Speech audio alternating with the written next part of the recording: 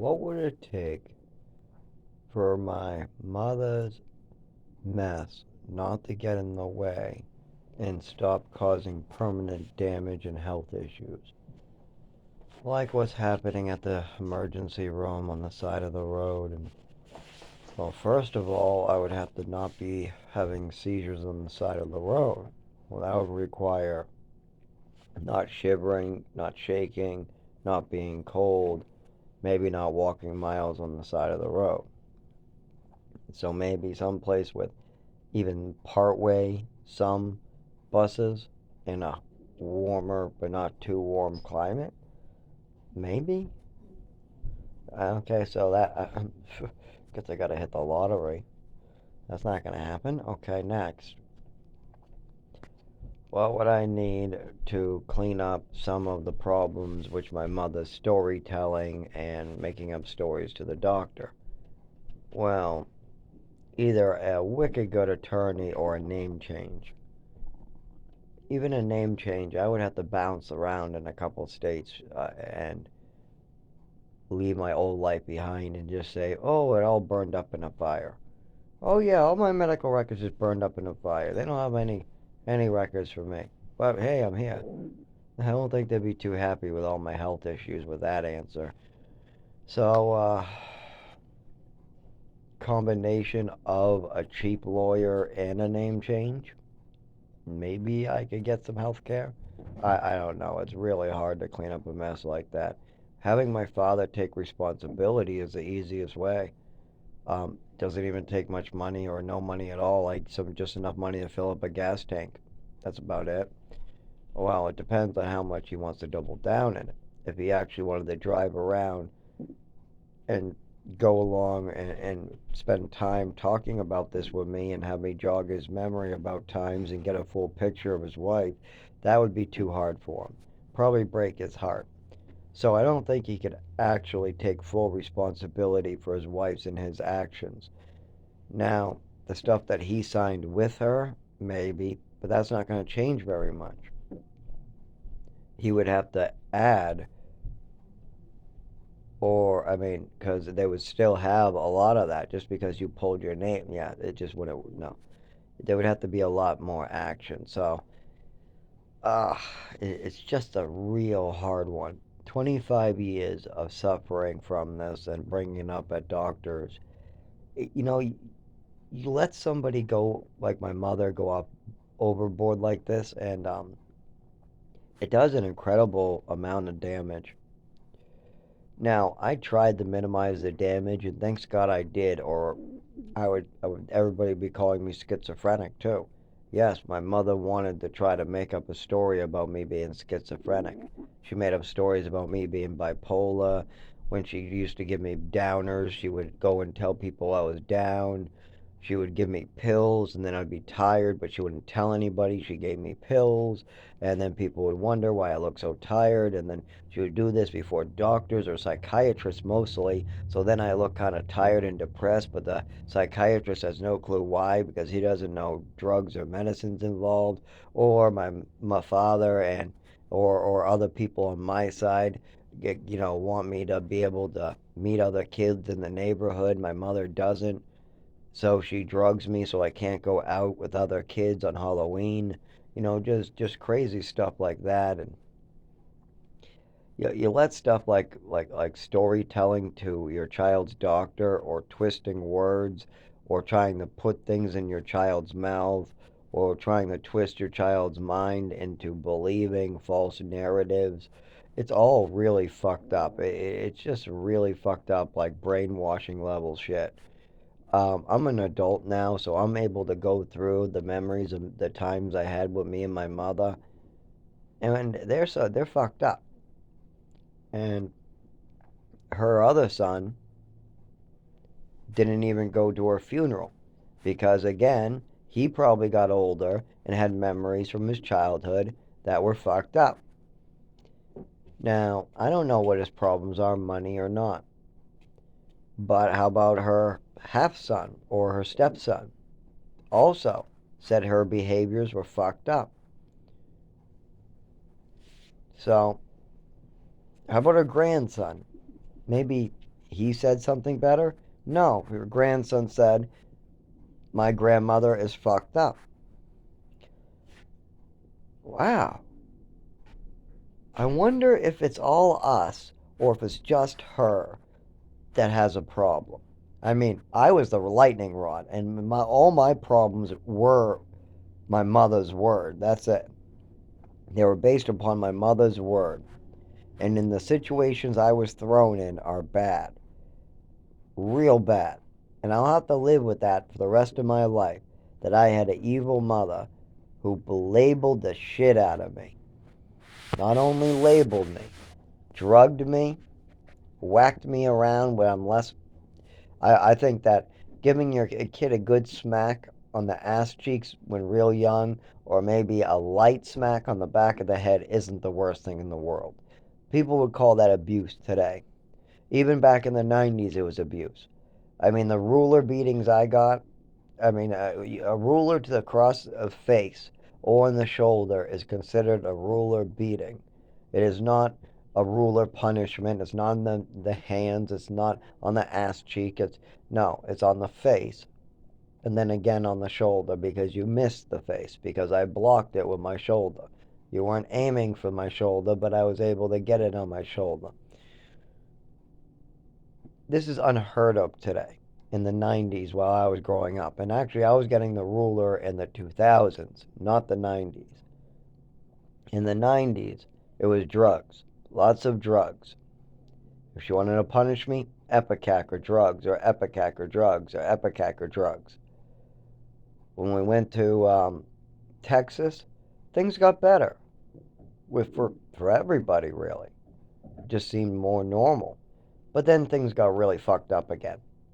Within about a year and a half, I have a black man choking me. I'm having seizures in the woods. No medical care, no education, just fucked up. 2 years, still fucked up. 3 years, still fucked up. 4 years, still fucked up. 5 years, still fucked up. 6 years, mother still fucked up. Everything going on with my mother is fucked up. I just want to be normal. I just want to come home from school and have a normal home life. But no, my mother's waiting there to belittle me and make up stories. I come right home and she's ready with some fantasy. It's nuts. It's completely nuts, the things that I had to endure. I mean, at the age of 12, I'm having to be stripped naked and I'm having people check my ass cheeks when my parents come to visit me. Yes, age of 12 years old, over 40 adults during the time I was in that Lowell treatment center had me stripped completely naked, and they had me spread my ass cheeks, checked me with a damn flashlight, all that shit. 12 years old. And that's not the top part. I also got double dosed and injected with the medication in a needle against my will. Yes, they had me on several drugs against my will, like Thorazine, Seroquel, Trazodone, all put together at once. And then they're holding me down and giving me injections of this. Why? Because do you think I'm doing something wrong? I'm sitting there quietly in my room eating a candy cane. My roommate didn't like what I said to him, so he said, "Oh yeah," and he went out in the hall and made a story up to the staff members. The staff members believed the story and decided to give me a double dose of drugs. Apparently, the story must have been something to do with my medication. Had to be, because they asked me if I took my medication. I said yes. Then they just held me down and forced a double dose into me. That is the treatment that we're getting at age 12. Yes. And what I mean by we, there's a lot of other people like Angly Beth and Jasmine who I grew up with and ran into repeatedly. It's almost like God is throwing these orphan children a bone and we're all running into each other. Or maybe we all were born in Lowell and we all were told to get dropped off in Lowell at 18. Maybe the Department of Health and Human Services has something more in plan for us.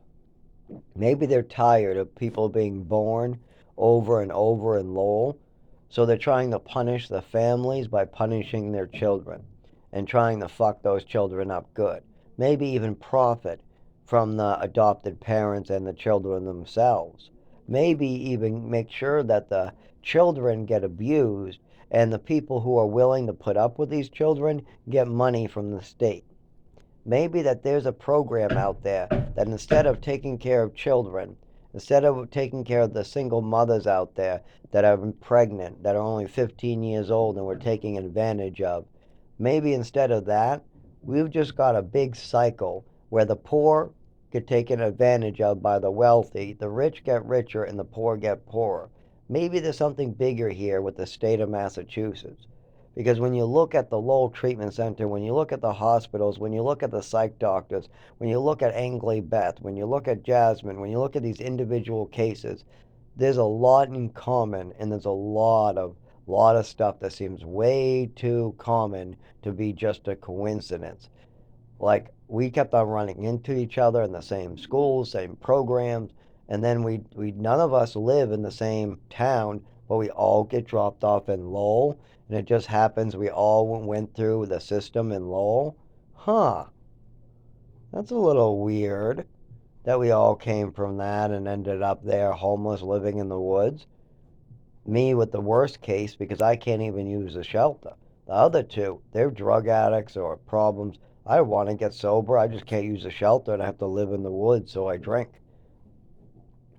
I work. I try my best to work, and during summer, I'm pretty good. I mean, during summer, I tried roofing, and I almost fell off the ladder and roof a couple times because of their shit. Yeah, they tried to have me carry it up the ladder in each hand, so I couldn't use much of my hands to hold on to the ladder. I had to use the side of my wrist to hold on to the ladder. It just wasn't working really well. I eventually had a talk with the foreman and said, "What do you want me to do? Fall?" He goes, "I can't believe you did it." I'm like, he goes, "You would do that for $20 an hour?"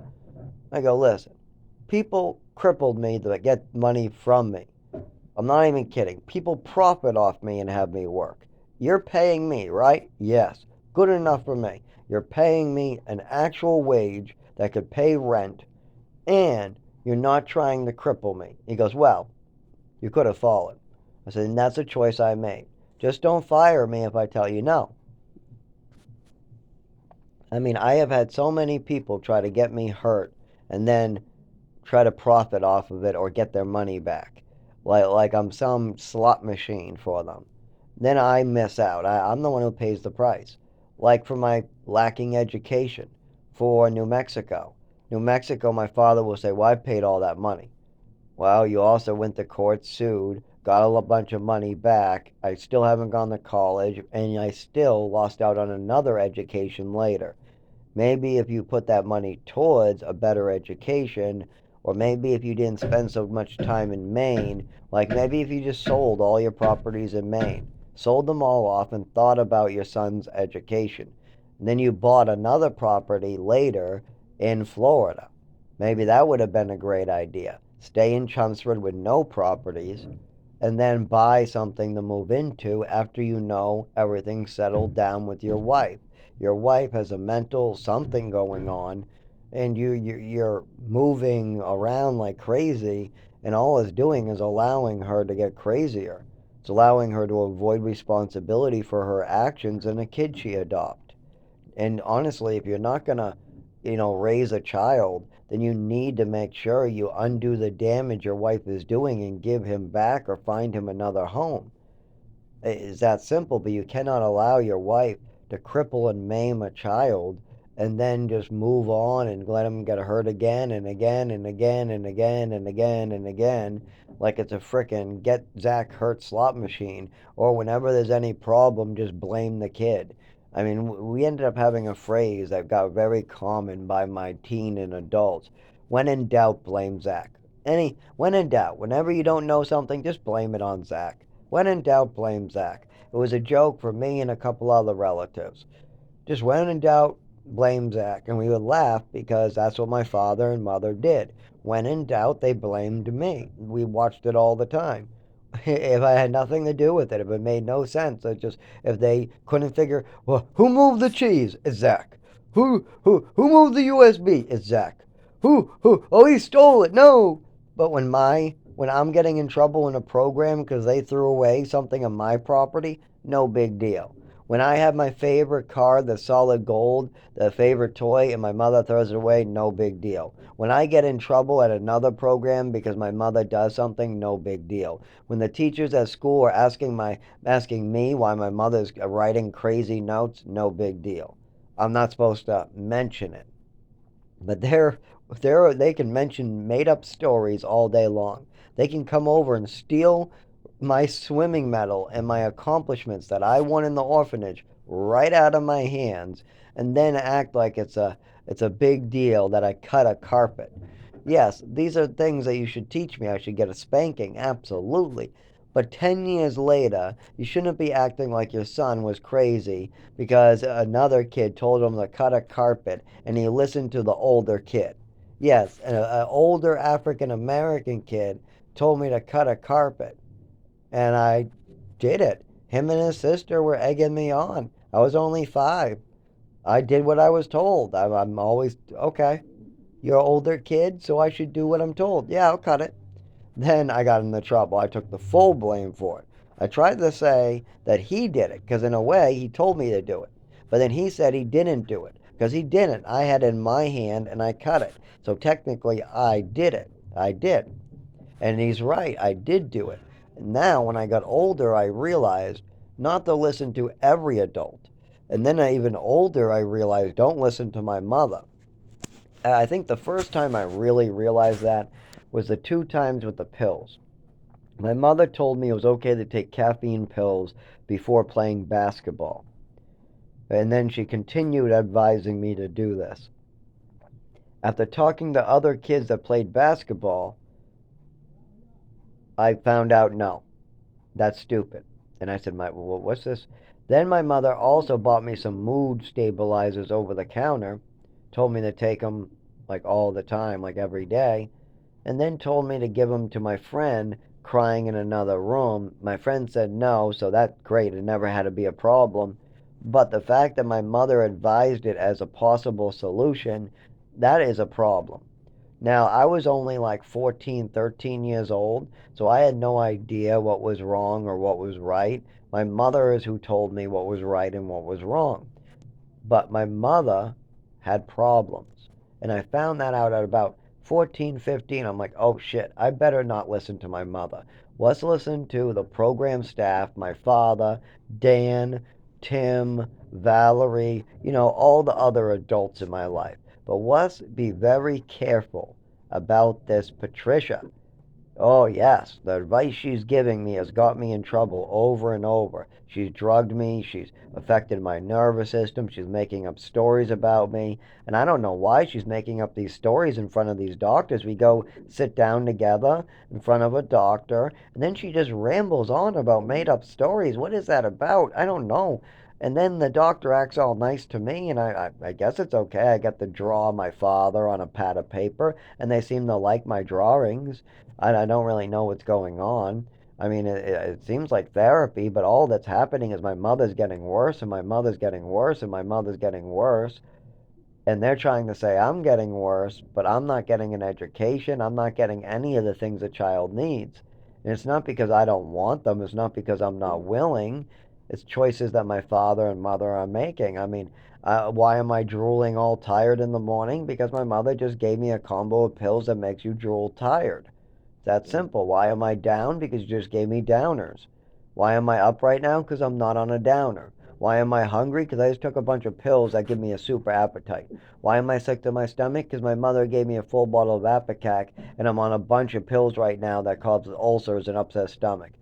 I mean, it's just up and down, side to side.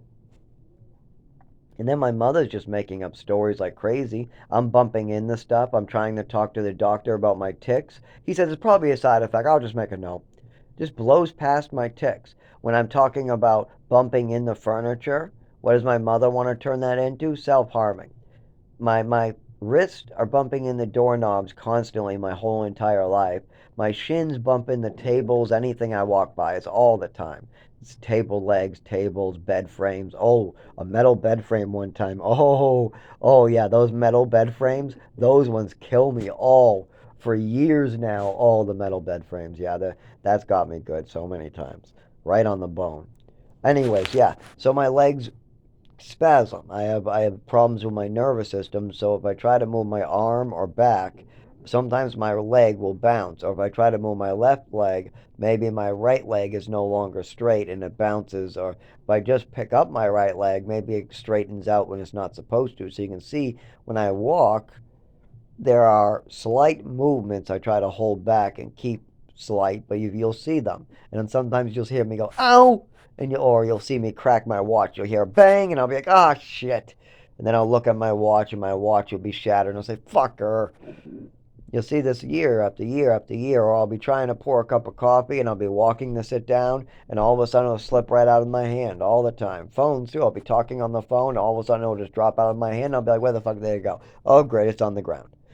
Or you'll see me have a seizure. I'll be walking down the street, somebody honk there, and then I'll be on the ground, and I'll be seizing just because somebody honked their horn. All of a sudden, I'm on the ground having a seizure.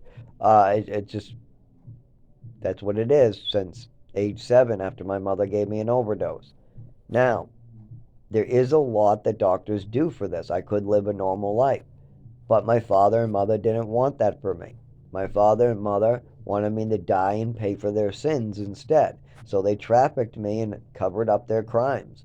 My father did this unwillingly. He was lied to. I was lied to. I was manipulated. The doctors were lied to. But the doctors weren't that stupid. So my mother kept me moving around and kept lying to my father when we moved to Texas, New Mexico, Maine, whatever.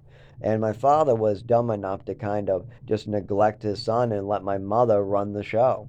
I mean, anybody who would let my mother run the show needs a little upgrade on that one, needs a little wife upgrade. They need a little practice. They need to watch a couple movies. They need to spend a little time with other married couples that fight that have had long time. Because though these short relationships that fail, and you can see them coming. I see them all the time with my friends. They don't know shit. They jump right in the bed. They think everything's gonna be perfect. They have children, and then they hate each other. It's just people move fast. People move fast and have a lot of hate. They love hate. They love jumping to hate and selfish. I want to keep. No, they're coming after my money. No, this guy's evil. No, he's hateful. No, I don't want to hear it. No, I don't want to hear it. That's just bullshit. Not facing your problems or moving forward is a pussy way out. Talking your problems out, moving forward and facing them and trying to do your best without having hate in your heart, with like the guy who tried to stab me. Yeah, you think I like that little Spanish fucker? Holding a knife to me and my buddy, trying to ask us for his wallets and shit? No. But he just spent 15 years living in the woods. I've seen him around. I don't know the motherfucker, but I know somebody who knows him, and I know he's spent most of his life in prison. And I know he's a pussy ass. He's not going to stab anybody, I found out later. He's a pussy in prison, and he's a pussy now. Yeah, he will maybe stab you in the back if he had a lot of money, but for a cell phone, no. He's a pussy. He doesn't want to go and spend that type of in a max. No. So I talked to him, and he needed money for drugs that day. I explained to him, I'm not the guy. Whatever cell phone you get off me is just going to be an Obama phone.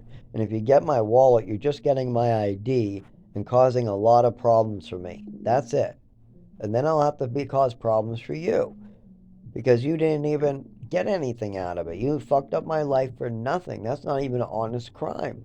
You're not even doing your research. You're not staking me out. You're not. At least when you guys broke into my fucking house, David was stupid enough to go past 100 fucking people and announce that we weren't home. I mean, I had to go to the library to go apply for jobs. There's nothing I could do for that. I had to do Social Security and that stuff at the library, but I took the back route. But this motherfucker wants to announce that he's not home. But they at least watched to make sure nobody was home when they did that. This shit's stupid. He kind of got the point. It was much shorter than that. He apologized. I said, "Oh, don't touch me again." And I'm not mad. I said, "But you owe me. I owe you one, just to let you know. I don't cash those in.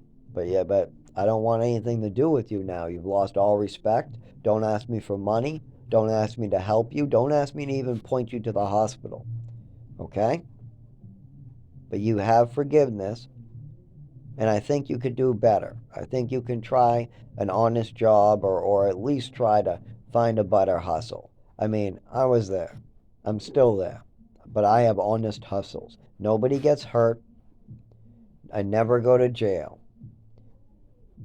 And anything that could put me in jail is highly dropped. I don't want anything to do with it. This guy and me, we ran into each other a couple more times at churches, and luckily I had that conversation because it would have been asshole meeting him. He would have given me evil looks. He would have been hateful. He might even want to do a double tap.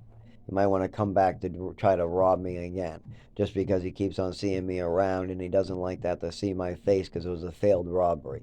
But anyways, the problem is that the other guy that was there that day pressed charges and he had to go back to jail. So either way, he went back to jail. People suck. But as long as I'm not in danger and they don't want to harm me, if they just want drugs, I can't help you. I'm sorry. I can point out a rehab that will give you drugs today. Yeah. I can give you 5 places that will hook you up with drugs in the next hour. But it's Suboxone or methadone. Yes.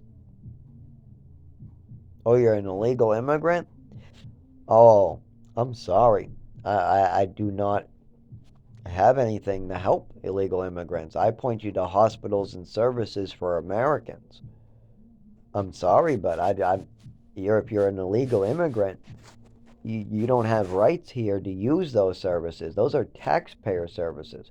If you want to pay taxes at your job, if you want to do the hard family work and have a family on the and that's legal in America that generations pays taxes and you don't bounce back to your home country right after you have a kid and enough money to go back and your family keeps on putting into the system, I'm happy to point you to the taxpayer services.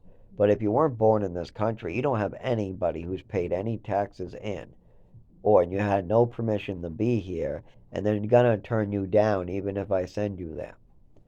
I think that you need to apply for citizenship while you're here. And if you can't get that, you're gonna need to move to France or another country that might give you it. You might have to hijack a plane. I don't know. Maybe Canada. I don't know what to tell you, man. But I'm not able to help you, and nobody else will because you're an illegal. You don't have you shouldn't be using our taxpayer services, but they do anyways now. They try and they find ways around it.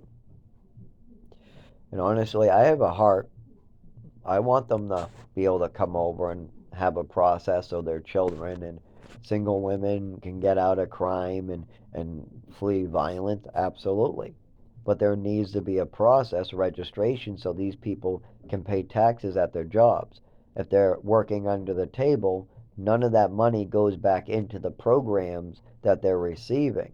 So they're receiving programs that they're not paying into, and they're taking a job from another person that needs a job. That's a double whammy. I have no problem. Work.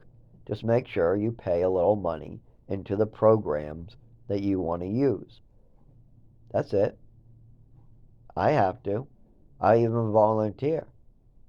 Absolutely. I'm a double. I'm a.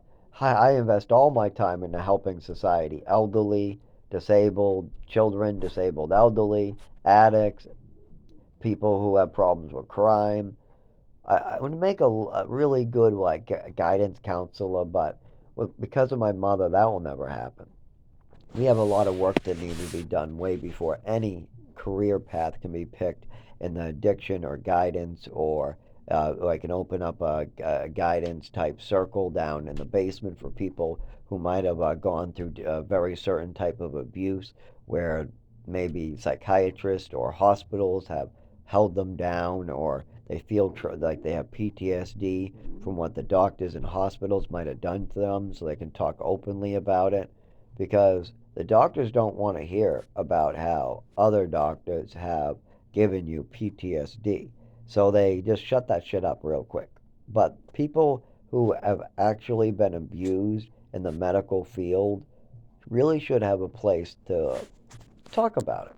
Because I've heard at least 100 people talk to me about how they really, really have feel like it was traumatic for them, a traumatic experience to go through this medical process.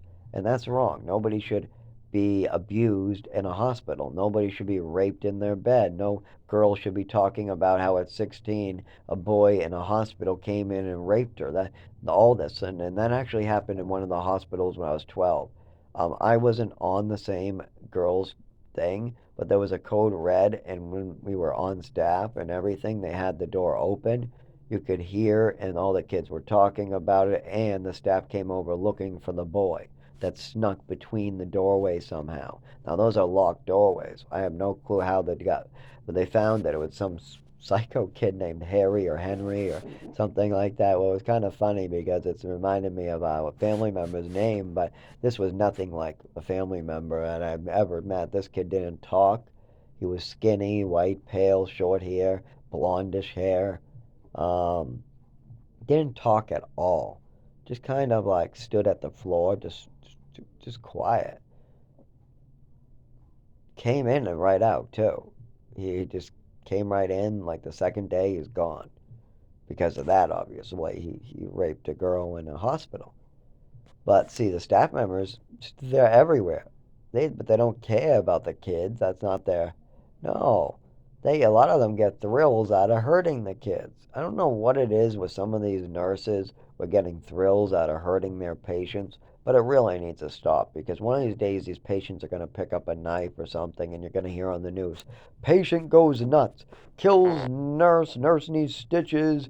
Oh, psychiatric patient. You're going to start seeing a lot more of that crap on the news. I mean, I'm already seeing it. I know who I grew up with, and a lot of kids have gone through fucked up shit where they say, we're helping you, we're giving you a double dose of Thorazine because we're helping you. But I already took these medicines. No, you didn't. Your roommate says you didn't. I did. I was there when I swallowed them. I did. Well, we don't care. We're going to give you them again just in case. 600 milligrams of Seroquel, uh, 200 of Trazodone, whatever of Thorazine, and an injection of the ass, and you're going to give that all to me twice? And don't forget, there might even be some Xanax in there. I can't remember if this was during the Xanax or not, but there probably is Xanax. That's a lot of medications to be mixing together and doubling up. But no, no, it's okay. Your roommate said it's okay. Your 12-year-old child roommate who just wants to get back at you because you told him to stop talking about cocaine and you told him that made fun of him and told him that cocaine is stupid. Oh, so they're going to hold you down and they're going to give you a double dose. And this happened a couple times actually. It's just it's wrong. It's more common than you think too. I'm not the only child that had to go through this, and this is only one version, one way it can happen. There's a lot of. There was a girl, like I said, when I was age 12. I think this was a different hospital though. Yeah, the door in between one I think might have been a different hospital. If I was on a different floor. Might be the same little treatment center, different floor maybe. My parents loved sending me away. They loved to have their vacations and their martinis and drink, and they didn't want a child around. I don't know why they adopted and wasted their time crippling me. I mean, once when you do that, you might as well just have a nanny and keep me in the house and go out on your vacations and party on cruises. Sell your house in Maine and spend your time on a cruise boat. Put that instead of just trying to destroy my health and letting your wife just drug the shit out of me to try to keep me quiet. That's illegal. I mean, isn't it better just to have a nanny watch me in a room while I just watch TV and go to school and eat by myself? Isn't that better than drugs and alcohol and all the craziness I experienced and all the moving from town to town and all the lies from the doctors? I really don't know. All I can tell you is what my mother and father did is what's best for them. It has no further insight into me. There was no larger plan. I mean, if you take the facts, like when you look at the actual pictures, if you looked at the field, when you meet the staff, when you are there in person to see the situation, it's very clear. I mean, it's just very clear. They wanted times to themselves. And there's nothing wrong with that. But if you're injuring a child, then there is something wrong with that. You have to uninjure that child and then have your free time.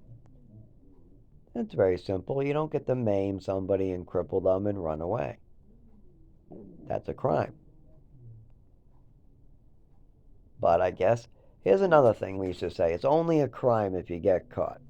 Like if I wanted to rob a bank, that's a big crime. That's a felony, right? Sure is. I would never do something like that. Somebody could get hurt. Nope. Never.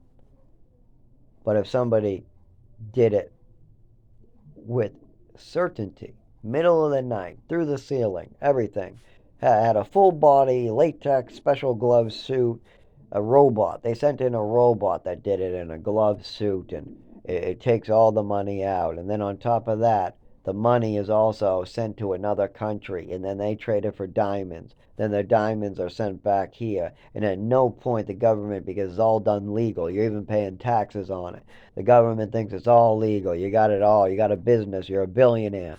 You got a billionaire business, or you don't even have to rob the bank. You just wanted thrills. You had a magic robot and you wanted to test it out. You're the Batman of the today. You're a billionaire, billionaire, billionaire, and you just needed to test out a robot, and you got to test it on a bank. No police station is going to be able to catch you because it's a $2 trillion robot for the military. Even if you get caught, the CIA is going to come in and cover everything up. So you send it in and you get the crime done. Was there a crime? Did you commit a felony? Probably not. You have the FBI, CIA in your pocket. You have a $1 trillion robot. You're only testing the robot on the public. You probably have filed paperwork. You're using countries in between. Yes, you committed a crime, but are you ever going to go to jail? No. Did you do it in the right way? Yes. Did anybody get hurt? No. So when you play the rules like that, it's stupid. Nobody's above the law, in my opinion. In my opinion, I don't care how much money you get. If you create a robot and rob a bank, you need prison. If you shoot somebody and kill them, I don't care if you're the fucking president. You need to go to jail.